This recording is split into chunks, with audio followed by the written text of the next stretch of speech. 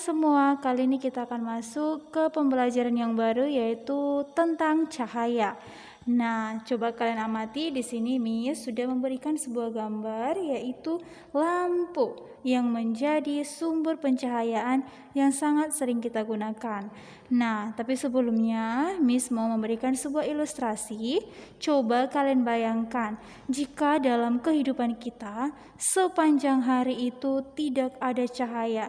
Jadi sepanjang hari kita hanya diselimuti oleh kegelapan, hanya malam hari terus. Tidak ada matahari, tidak ada lampu, tidak ada juga sumber pencahayaan dari manapun. Pastinya sangat tidak menyenangkan ya, karena gelap gulita seperti itu. Nah, jadi kali ini kita akan mempelajari berbagai sumber pencahayaan dan juga berbagai benda-benda yang dapat menyerap, dapat memantulkan, dan dapat meneruskan cahaya. Nah, tapi sebelumnya kita pertama sekali harus memahami dulu apa itu yang dimaksud dengan cahaya. Cahaya adalah suatu bentuk energi yang memungkinkan kita dapat melihat benda. Jadi saat ini, saat kita membuka mata dan dapat melihat suatu objek atau benda, itu karena adanya cahaya. Cahaya tersebut bisa berasal dari lampu yang kita nyalakan di dalam ruangan, atau juga cahaya alami yang bisa kita dapatkan dari matahari. Nah, di sini ada berbagai benda seperti matahari, bola lampu, dan laser itu dapat memancarkan cahaya. Cahaya ini seperti si matahari, bola lampu, dan laser ini bisa juga digunakan sebagai alat komunikasi dan keindahan. Nah, yang seperti apa itu, Miss? Nah, coba kalian lihat di sini ada lampu darurat yang biasanya digunakan di atas mobil ambulans, ya kan? Nah, ini si lampu darurat ini biasanya digunakan untuk mengirimkan pesan darurat. Ayo, coba kalian cantumkan di kolom komentar jika sebuah mobil ambulans menyalakan lampu berwarna merah, tandanya bagaimana? Ada apa dengan pasien yang ada di dalam mobil ambulans tersebut?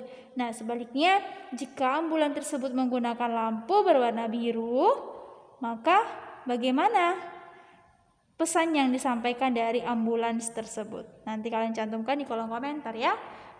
Kemudian di sini juga ada lampu lalu lintas yang sudah sangat sekali biasa kita lihat, yang tentunya gunanya untuk mengatur lalu lintas.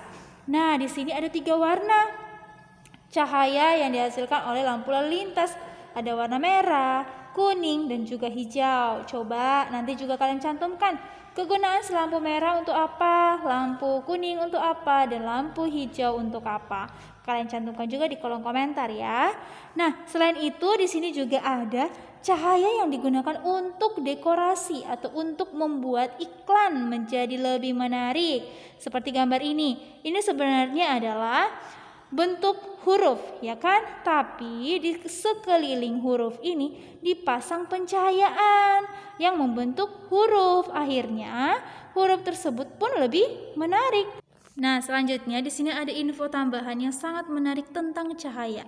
Karena ternyata cahaya itu tidak membutuhkan benda untuk merambat.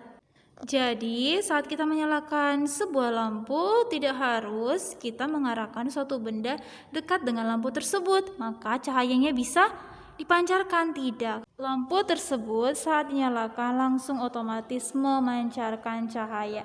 Dan kecepatan dari cahaya itu adalah 300 juta meter per detik.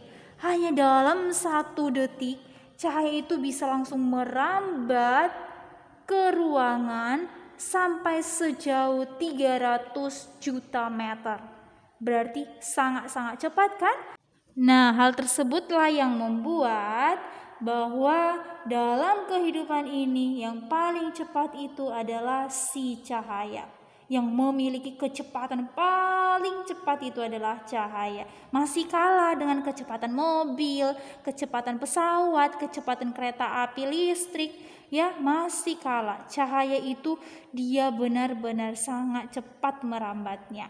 Nah, gelombang cahaya yang merambat itulah yang merambat ke ruangan kita, yang membuat ruangan kita menjadi lebih terang. Itulah yang disebut dengan berkas cahaya. Oke. Nah, kalau bisa saat menonton video ini kalian juga boleh sambil mencatat ya nak, agar kalian bisa membaca atau mengulanginya lagi saat kalian nanti ujian. Oke. Nah, kita lanjut yuk.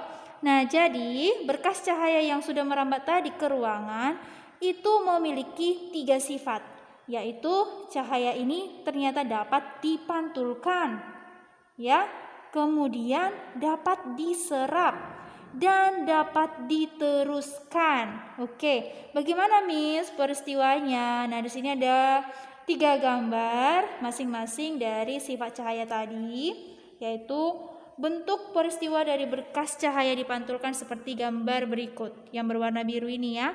Jadi saat cahaya itu diarahkan suatu benda, maka cahaya itu bisa dipantulkan. Contohnya apa, Miss? Nah, contohnya saat kita menyalakan sebuah senter dan kita arahkan ke benda lain atau ke dinding. Nah, dari dinding tersebut nanti maka akan terlihat pantulan cahaya ke arah lain seperti pada gambar ini. Oke, itu dia cahaya dipantulkan. Kemudian berkas cahaya juga dapat diserap. Nah, diserap itu seperti gambar berikut. Nah, contoh nyata yang membuktikan bahwa cahaya itu memang dapat diserap. Coba kalian berdiri waktu siang hari di bawah matahari atau di halaman rumah kalian pas terik matahari. Apa yang kalian rasakan? Pasti badan kalian akan merasa kepanasan kan? Kepala atau bahkan badan kalian atau bahkan baju kalian akan kepanasan karena adanya panas cahaya matahari. Itulah bukti bahwa cahaya bisa diserap, oke? Kemudian satu lagi, berkas cahaya dapat diteruskan. Ini contohnya adalah saat sebuah lampu dinyalakan di ruangan yang tadinya gelap, maka ruangan yang gelap tersebut pun akan menjadi terang. Karena apa? Karena cahaya dari lampu tersebut langsung diteruskan ke setiap sudut ruangan. Akhirnya ruangan tersebut pun dengan merata bisa mendapatkan cahaya terang. Oke. Nah, sekarang kita akan membahas beberapa bahan transparan yang dapat tembus cahaya dan yang tidak dapat tembus cahaya atau buram. Oke, tapi sebelumnya kita akan mengetahui dulu apa itu yang dimaksud dengan bahan transparan. Bahan transparan itu adalah dapat meneruskan cahaya yang melewatinya. Jadi kalau kita arahkan cahaya ke sana, maka cahaya itu dapat diteruskan. Jadi dia bisa menembus bahan transparan itu hingga keluar. Oke, oleh karena itulah kita bisa melihat dengan jelas melalui bahan transparan. Contoh kecilnya adalah mungkin saat kita di dalam kamar dan kita memiliki jendela. Jendela kan bahannya transparan kan, bening. Jadi walaupun kita di dalam suatu ruangan, tapi karena kita bisa melihat dari jendela tersebut yang transparan tadi, maka kita bisa melihat bagaimana keadaan di luar ruangan. Oke, seperti gambar berikut ini. Ya, nah contoh lain dari bahan transparan ada kacamata, ada botol kaca, dan ada bola lampu. Air dan udara juga merupakan bahan transparan sebenarnya, ya, karena kita bisa melihat dari sudut bahan tersebut. Oke. Kemudian kita ke bahan tembus cahaya atau yang biasa disebut dengan translusan. Ini adalah bahan yang dapat meneruskan cahaya yang melewatinya tetapi menghamburkan cahaya ke berbagai arah. Jadi maksudnya anak-anak, bahan tembus cahaya ini memang tembus cahaya, tapi kita tidak bisa melihat dengan jelas dengan menggunakan bahan ini. Dia hanya menghasilkan cahaya yang tampak kabur dan tidak jelas. Contohnya apa, Miss? Nah, coba kalian nanti ambil satu buah kantong plastik.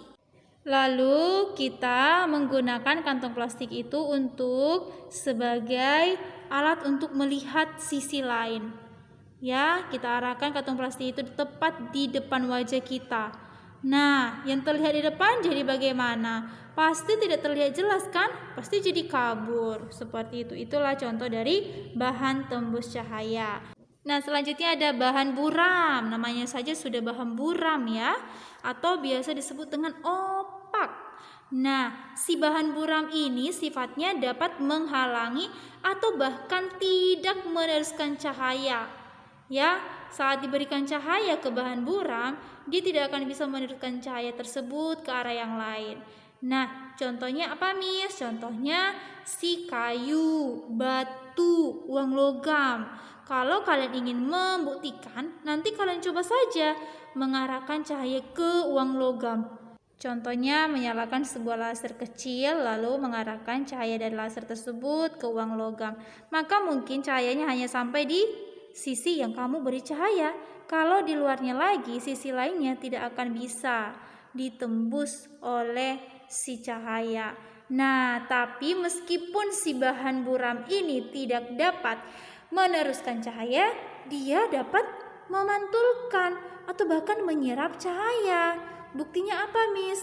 Nah, bisa jadi saat kamu mengarahkan laser tersebut ke uang logam, bisa jadi terjadi pantulan di sana, dipantulkan, maka bisa mengenai sisi lain seperti itu.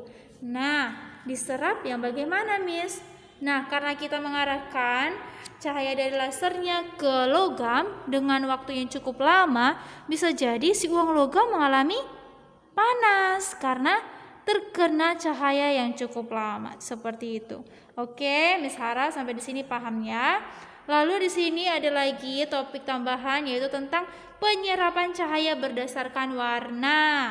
Oke, pernahkah kalian dengar bahwa ternyata kalau kita menggunakan baju yang warnanya gelap seperti warna hitam saat kita berada di luar ruangan atau di bawah matahari, maka tubuh kita akan lebih cepat panas. Ya, benar. Ya, karena bahan pakaian atau benda yang memiliki warna yang lebih gelap akan lebih banyak menyerap cahaya. Nah, sebaliknya jika benda dia lebih terang seperti berwarna putih, maka benda tersebut akan lebih sedikit menyerap cahaya. Seperti contoh berikut ya. Ada di sini gelas berwarna hitam dan gelas berwarna putih. Juga ada kaos berwarna putih dan juga kaos berwarna hitam. Jadi, saat mungkin kita juga sedang menjemur pakaian, biasanya pasti pakaian yang berwarna gelap akan lebih cepat kering. Karena apa? Karena yang tadi. Karena si pakaian berwarna gelap atau hitam lebih banyak menyerap energi panas. Oke. Nah, jadi sampai di sini pembelajaran kita. Miss harap dapat berguna untuk kalian. Jika kalian memiliki pertanyaan, boleh kalian cantumkan di kolom komentar. Tapi perlu diingat ya, jangan lupa yang Miss katakan tadi. Sambil dicatat hal-hal penting yang ada dalam video ini. Jadi sekian pembelajaran kita hari ini. Sampai jumpa di video selanjutnya. Jangan lupa like dan juga boleh komen, boleh share ke teman-teman kamu. Dan bagi kamu yang belum subscribe, silakan di subscribe ya. Terima kasih. Bye-bye.